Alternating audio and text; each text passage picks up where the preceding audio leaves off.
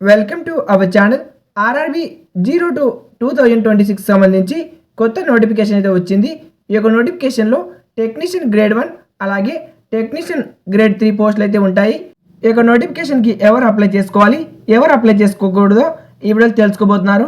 వీడియోని చూసే ముందు ఒక లైక్ చేసి ఛానల్ని కొత్తగా విజిట్ అయినట్టయితే వెంటనే మన ఛానల్ అయితే సబ్స్క్రైబ్ చేయండి. ఫస్ట్ వచ్చేసి టెక్నీషియన్ గ్రేడ్ 1 చూద్దాం. ఇందులో మీకు మొత్తం పోస్టులు వచ్చేసి 323 పోస్టులు అయితే ఉన్నాయి. ఏజ్ వచ్చేసి 18 నుంచి 33 సంవత్సరాలు ఉన్న వాళ్ళు మాత్రమే అప్లై చేసుకోవాలి. స్టార్టింగ్ శాలరీ వచ్చేసి 30,000 అయితే ఉంటుంది.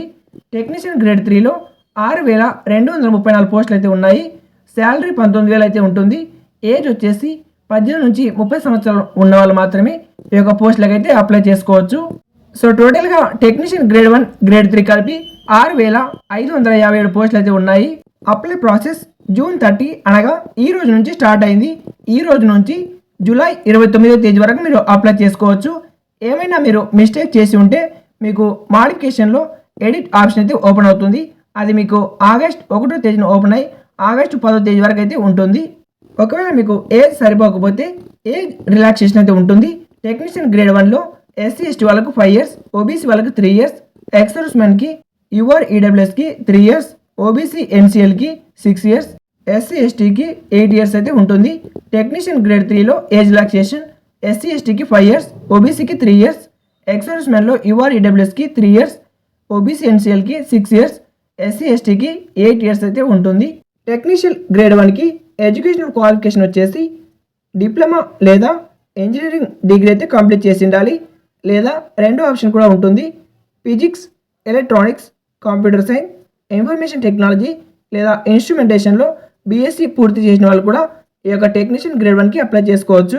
టెక్నీషియన్ గ్రేడ్ 3లో 10+ ఐటీఐ చేసిన వాళ్ళు అప్లై చేసుకోవచ్చు. టెక్నీషియన్ గ్రేడ్ 3కి ఐటీఐతో పాటు ఇంటర్మీడియట్లో ఎవరైనా ఇంటర్మీడియట్ చేసి ఉంటే దానిలో మీకు మ్యాథ్స్, ఫిజిక్స్, కెమిస్ట్రీ వంటి సబ్జెక్ట్స్ ఉంటే మీరు ఈ యొక్క నోటిఫికేషన్కి అయితే అప్లై చేసుకోవచ్చు. అది కూడా అన్ని పోస్టులకు అయితే కాదు, కేవలం కొన్ని లిమిటెడ్ పోస్టులు అయితే ఉంటాయి. ఆ యొక్క పోస్టులకి ఎలిజిబిలిటీ అవుతారు.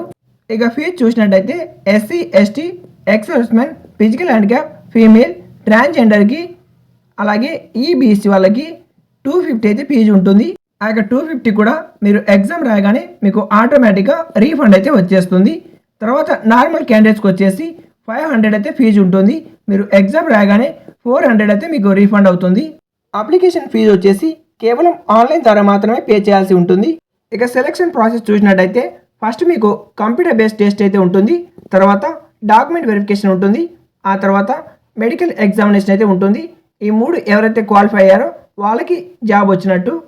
సిబిటీలో టెక్నీషియన్ గ్రేడ్ 1కి ఎగ్జామ్ ప్యాటర్న్ వచ్చేసి జనరల్ అవేర్నెస్ 10 క్వశ్చన్ 10 మార్క్స్కి, జనరల్ ఇంటెలిజెన్స్ 15 క్వశ్చన్ 50 మార్క్స్కి, కంప్యూటర్ అండ్ అప్లికేషన్ 20 క్వశ్చన్ 20 మార్క్స్కి, మ్యాథమెటిక్స్ 20 క్వశ్చన్ 20 మార్క్స్కి, basic science and engineering 35 question 35 మార్క్స్కి, టోటల్ 100 క్వశ్చన్ 100 మార్క్స్కి. టైం వచ్చేసి 90 మినిట్స్ అయితే ఉంటుంది. టెక్నీషియన్ గ్రేడ్ 3 ఎగ్జామ్ ప్యాటర్న్ అయితే మ్యాథమెటిక్స్ 25 క్వశ్చన్ 25 మార్క్స్కి, జనరల్ ఇంటెలిజెన్స్ 25 క్వశ్చన్ 25 మార్క్స్కి, జనరల్ సైన్స్ 40 క్వశ్చన్ 40 మార్క్స్కి, జనరల్ అవేర్నెస్ 10 క్వశ్చన్ 10 మార్క్స్కి, టోటల్ 100 క్వశ్చన్ 100 మార్క్స్కి. టైం వచ్చేసి 90 మినిట్స్. రైల్వే విభాగంలో చాలా జోన్స్ అయితే ఉంటాయి. చాలామంది ఆంధ్ర తెలంగాణ వాళ్ళు సికింద్రాబాద్కి ఎక్కువగా అప్లై చేస్తూ ఉంటారు. మీరు అప్లై చేసేటప్పుడే ఆ యొక్క వెబ్సైట్ లింక్ ఓపెన్ చేసి అప్లై చేసుకోండి.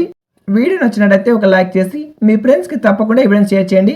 అలాగే మీకు అప్లై ప్రాసెస్ తెలియకపోతే హౌ టు అప్లై కామెంట్ చేయండి. Thank you for watching.